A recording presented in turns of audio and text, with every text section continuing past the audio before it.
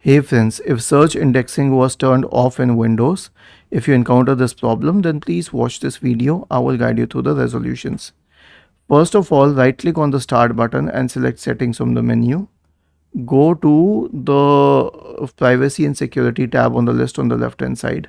In the right pane, scroll down and click on search permissions. Scroll down and click on searching windows.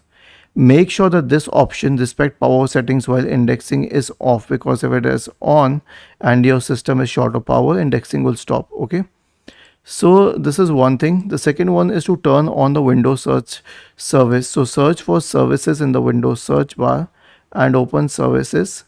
Scroll down to the Windows search service, right click on it and select restart. Was this helpful?